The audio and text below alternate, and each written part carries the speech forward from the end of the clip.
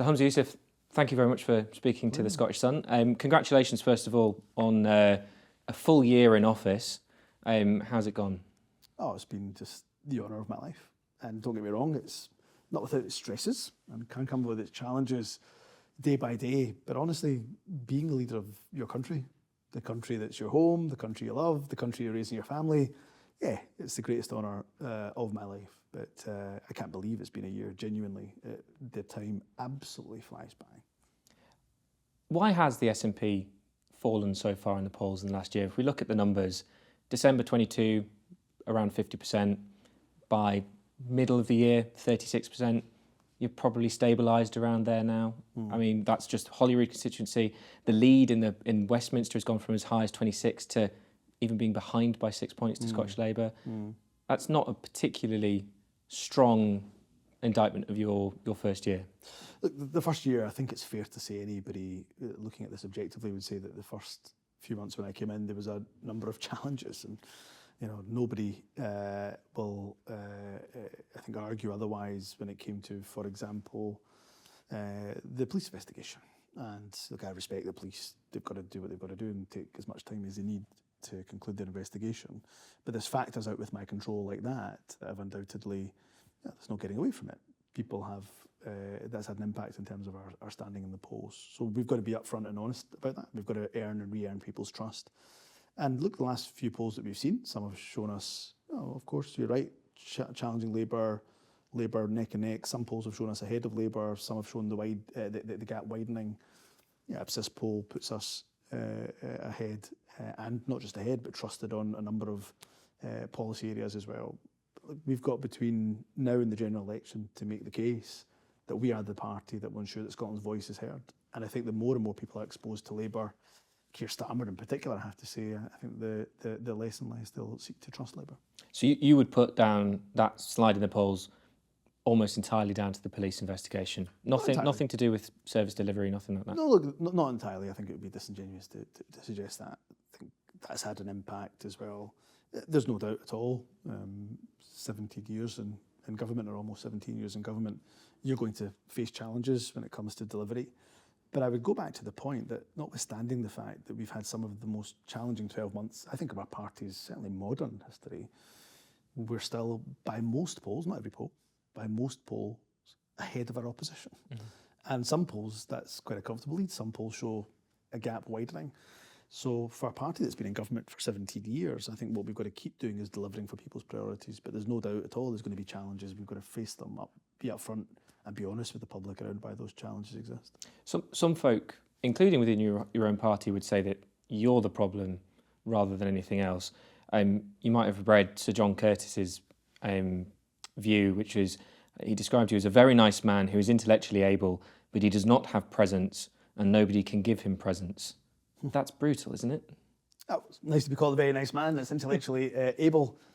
Look, for me, what I've tried to do is make sure, of course, as the leader of the SNP, that I lead from the front. Now, whether that's on issues that are domestic, so I've said that I wanted to implement council tax freeze because households are struggling in the cost of living crisis, and we've now won, and the households have won a hard-earned council tax freeze because of our efforts. Or whether that's on international issues, like showing leadership on Gaza, for example.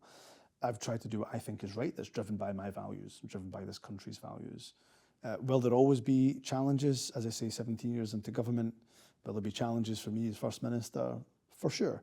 But actually, look, the real verdict of people is going to come in the general election. And I've stated very clearly that my ambition is to make sure that the SNP wins that general election. So it sounds like you have quite a lot of self-belief, but I mean, there's no use in that if the public's already made up its mind. Well, I think that's exactly the point, is not only, look, you've got to have, of course, a measure of self-belief, otherwise you wouldn't put yourself forward as First Minister. But I make this point that ultimately the verdict of the Scottish people is what matters. And that's why in a general election, I'm confident we're going to win that general election. And also, I have to say, very confident of the whole government team. I've tried to make sure that this isn't just a one-man band, a one-man show. The government is, and the cabinet is full of talented individuals. And of course, we've got some fantastic talent down in Westminster, great MPs, ably led by people like Stephen Flynn. So we've got to make sure we use as much of the team as possible. And of course, I've got to lead from the front, which is something I'm doing and intend to do from, as I say, for however long I'm leader of the SNP. I mean, Humza Youseless is a harsh nickname, but it has stuck. My sister once called me that. I think it's all her fault for coming up with that nickname. Look, people will say what they want about me, and I'll leave it for them to make comment. And there's nothing wrong with kind of political jibes and political satire. That's all part of who we are as a country. What I want to demonstrate through my leadership is that we're delivering for people's priorities, and where we're not, where we fall short, and that happens with every government, is really face that up. Is that we're absolutely upfront about that, and make sure we tell people with honesty why we haven't done what we've done. But equally, let's point out what we have achieved, and genuinely, I'm very, very proud of the record of this SNP government. And just in recent weeks, we've seen modelling estimating that we're going to lift 100,000 children out of relative poverty. That's something I'm really proud of. I mean, if we go back to the polling figures I mentioned, it has been a big slide. It's quite clear that the SNP are going to be the end of a change election, and you're going to be, fighting off a resurgent Labour Party. I mean, you guys have gone from putting forward 50% plus one vote to being a mandate for independence to let's hopefully win the majority of seats, a policy you yourself got wrong a month ago. I mean, that demonstrates that you're trying to claim to people that you're going to go forward at this election, when in reality you're only going backwards. Look, every election is fought on its own basis, and you've covered a number of elections, general elections included, and the party that wins certainly a majority of seats, you can't claim them otherwise that they've not won the election. But going from 50 odd seats to 20 odd is backwards. But every election you've got to take in its own merits. Now the SNP, remember pre-2015, the SNP only ever had a handful of MPs. I mean, we were at 6, 7, 8. I think our record before 2015 would have been around 11. We only ever had a handful of MPs. We're now, you're absolutely right, facing a really difficult election. I'm not going to pretend otherwise. As you say, Labour are certainly making advances across the UK, and I'm not complacent about that. What I'm very confident though in is our ability to communicate our message to the public. And our message is, when you strip it back, a really simple one. If you want Scotland's voice heard by Westminster, then you've got to vote for the SNP. Your message the other week was vote SNP to get rid of the Tories. Mm-hmm. I mean, Liz Lloyd, the former Chief of Staff to Nicola Sturgeon, branded that confusing. I mean, your election strategy is incoherent. No, it's not. I mean, there's multiple opportunities in this general election. So one opportunity is to make sure Scotland's voice is heard. So let's be frank, the Tories are on their way out of government, way out of number 10. And Sir Keir Starmer's likely to be the next Prime Minister of the UK. So people of Scotland have a choice. You can either vote for a Labour MP that's going to do what Keir Starmer tells them to do, or you can vote for an SNP MP that's going to stand up for this country. You've also got another opportunity in this election. You have the opportunity of not just kicking out the Conservatives out of number 10, you've got the opportunity of kicking out every single Tory MP in Scotland. And to do that, you've got to vote for the SNP because we're the challenger in every single Tory seat held in Scotland. And then you've got an opportunity to advance the cause of independence. For me, it's pretty simple. We can sit here and chat process all we want, but when you strip it right back, it's pretty simple. If the SNP is winning, the cause of independence is winning. The converse is also true. If the SNP is not winning, that's going to damage the cause of independence. So we've got to continue, for those who believe in independence, to make sure that the SNP is advancing. But for this election, it's SNP v Labour, it's not SNP v Tory. You're up against Labour in 20 odd seats across the country where they're in second place, and they're the ones who are going forward. And you're trying to tell the public that this is about the Tories. It's not. It's for you. It's about Labour. I've literally just spoke to you about how it's about, I think, at least three different things. So there is an opportunity. It's just an arithmetic reality that most seats are either Conservatives are ahead, Conservatives hold the seat and the SNP's in second place. But you admit, vice versa. You admit that the Tories don't need your help to lose. Well, the Tories are out of number 10, but there's a historic opportunity to make sure Scotland is free of every single Tory MP. That's a pretty good prize, a prize that I think is worth fighting for. In terms of Labour, I've no doubt at all that they're going to be our challengers, particularly across west of Scotland and the Central Belt. That's why I was in Inverclyde just over the weekend, just when I was in Greenock, to make the message to make it very clear that if you want an MP that will stand up for your constituency, that will stand up for Scotland, then it's got to be the SNP. Otherwise, you just end up with a Michael Shanks who, said he'd stand up for his constituents. When it came to the first vote for the ceasefire in Gaza, he didn't do even what his own leader in Scotland wanted him to do. He ended up doing what Keir Starmer told him to do, and that was not to vote for a ceasefire. So you end up with Labour MPs who just end up doing what Keir Starmer tells them as opposed to what their constituents in Scotland tell them. I mean, you mentioned earlier that in the past year's had its challenges. Is it not true, do you not think, that your predecessor, Nicola Sturgeon, suspected what was coming down the road and left whoever came after her, it turned out to be yourself, to clear up that mess? Well, look, Nicola did an exceptional job as First Minister and as party leader, took us to new heights in terms of our own polling and election victories. So I've got a lot of time, respect and affection for Nicola for what she's done. When it comes to the party, I'm very proud of the successes of the last year. 100,000 children estimated lifted out of poverty. Just last month, statistics showing that we've got private sector growth that is better than any other nation or region in the UK here in Scotland. Second highest number of people in the payroll, HMRC stats, over the last year. There's lots that I can point to, and continued investment in the NHS, which means that we've not lost a single day of NHS activity, strike action, the only country in the UK to have done that. There's lots that I can point to in terms of our record. So while you and others might focus on the challenges, and you've got every right to do so, what I point to, and I'll continue to point to over the course of my time as First Minister, is the successes of this government, which mean, in stark contrast to the UK, we've got investment in public services, as opposed to what we're seeing south of the border, which is public services being cut to the bone. But for all of those things you mentioned, there's negatives showing that Scotland's going in the opposite direction. I think there were poverty stats out, child poverty stats out last week that showed that poverty among children was up in Scotland in the last year. I mean, education standards are slipping, PISA scores are bad, and the NHS is in an absolute state. I mean, that's not just your legacy and your record, but it's Nicola Sturgeon's legacy, it's the SNP's legacy. So let's just take each of those. So the poverty stats obviously don't take into account the latest rise in the Scottish Child Payment, which will be the absolute game changer when it comes to those 100,000 that will be lifted out of relative poverty. So the stats that we'll get next year will demonstrate, I believe, that You've had 17 years to solve these problems, though. Yes, but we've had 14 years of austerity from a government we didn't vote for. We have a Brexit we didn't vote for, which is an unmitigated economic disaster. And we had a Westminster cost of living crisis that tanked the economy, crashed the pound, and wiped billions off the economy. These are headwinds that have come our way. And when it comes to poverty, for example, shows that, again, Scotland's relative poverty rate, child poverty rate, is lower than other parts of the United Kingdom.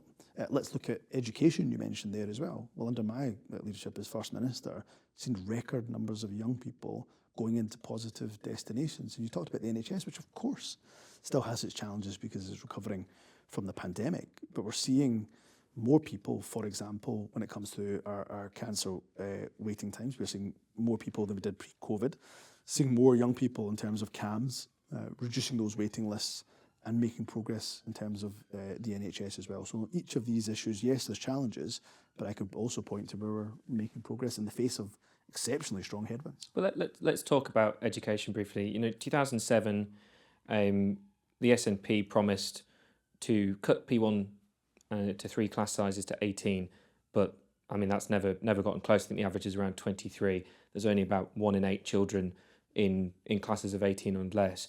I mean, that's an example of something that you could have fixed as a government, could have fixed as a party, and you haven't, and you've had 17 years to do so. But first of all, we've got the best teacher-pupil ratio. But that was a promise you made in 2007. Anywhere in the UK. You've missed it. A lot's happened in 2007, and a lot of that is out with our control. I've just mentioned to you 14 years of austerity. Nobody could have, in 2007, foreseen that a Conservative government would come in and then usher in 14 years of austerity. And that's just not... How does that change class sizes? Well, I'll tell you exactly how it changes class sizes. Because what austerity means, if I just take the last couple of years, is £500 million of a real terms cut out of your budget. Now, I would be lying to the readers of The Sun if I said that taking £500 million out of my budget isn't going to have a consequence. And that's just... I'm just giving you the example of 2 years, let alone the preceding, the 14 years of austerity that we have had from the Conservative government. So budget cuts, although it just sounds like a phrase that political parties use, it has a real impact. There's no way over the next 5 years, if this 1.3 billion pound cut in our capital budget is realised, there's no way I can look your readers in the eyes and say that a 1.3 billion pound capital cut to our budget is not going to have an impact. It really matters.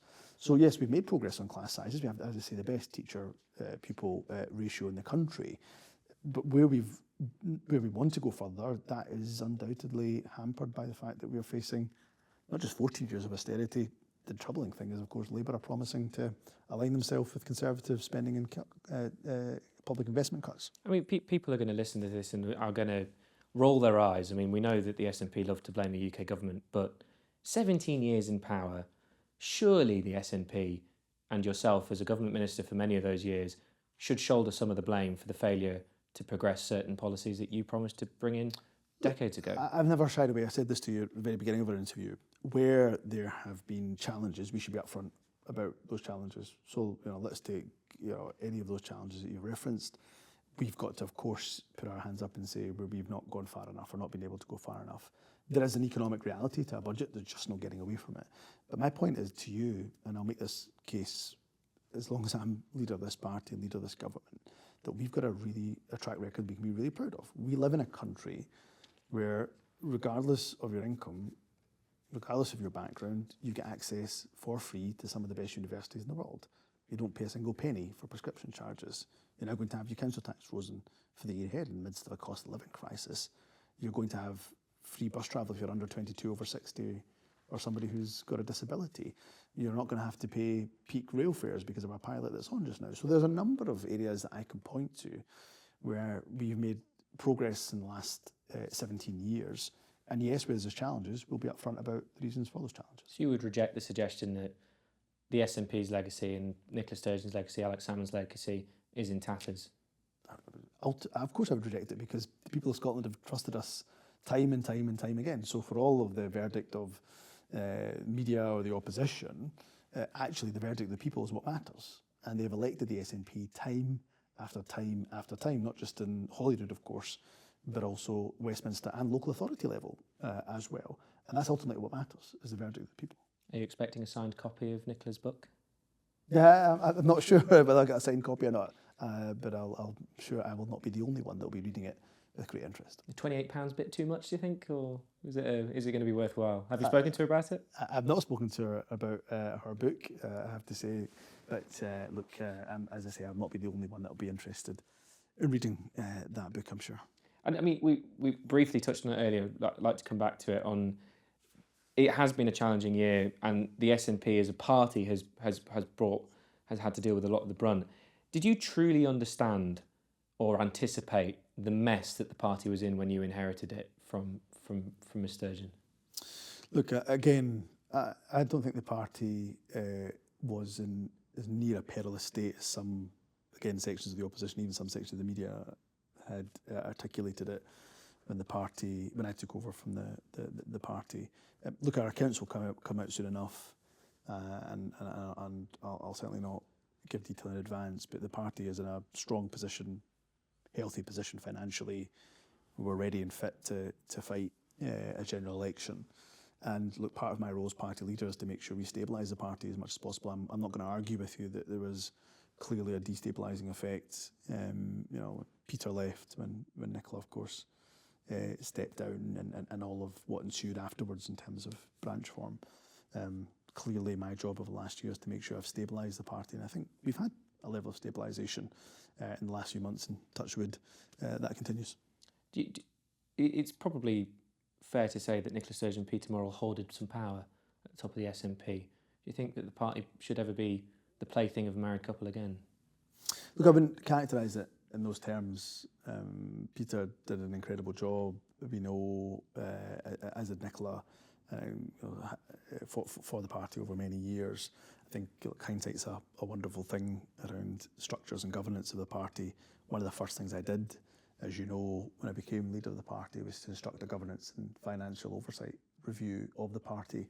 It's come back with some really strong recommendations around our governance as a party, around our financial oversight as a party, making sure those changes are embedded for the future. Would you agree that Peter failed to modernise the SNP? A lot of insiders blame him for a lack of scaling up the party and not leaving it in a position to fight an election as a mass member of the party. Look, the party won so many elections and have won so many elections under both Nicola and Peter. So I know it's easy for people to criticise, but the party has been an extraordinary election machine. I'm not sure there's many other political parties certainly not in the UK, maybe even in Europe, that have managed to win as many elections at a local, Scottish level and of course UK level in the way that we have. So the party was and is and continues to be a good election machine. I think it's quite easy for people to criticise what happened in the past. My focus very much is what's in the future, making sure the party is stable, is financially healthy, and is able to compete in what will be undoubtedly a difficult general election. Have you seen Peter Murrell recently? No. Where is he? I don't know. I just told you I haven't seen him. But he's not been seen in public for months. Yeah, so again, I haven't seen him. So do you know if he's still an SNP member? No, I haven't checked recently. But as I say, I've not had any communication with Peter really in recent months. And Nicola Sturgeon doesn't talk to you about her husband? No, look, it's not something that we talk about. The last time that she and I spoke, she messaged me to congratulate me in the news of imminent arrival in July. So that's what we last spoke about. And do you want the campervan back? Again, I'll not comment on a live police investigation, and of course, saying yes or no won't make a difference to a police investigation. Well, again, it is all part of a live police investigation, and I'm not going to comment on a live police investigation. It's not the first time you've asked me the question, so I do salute your indefatigability, but nonetheless, I'm not going to answer that question. But the party must be pretty desperate for cash if it wants £100,000 campervan back. No, look, the party's in a good financial position and a healthy financial position. We don't rely on huge corporate donors in the way that some of our opposition will, but our asset base, our strongest asset is undoubtedly our membership. They're continuing to donate. Our members are our strongest asset and continue to donate to the party. And as I say, we're in a good, healthy position financially and a good position to fight a general election.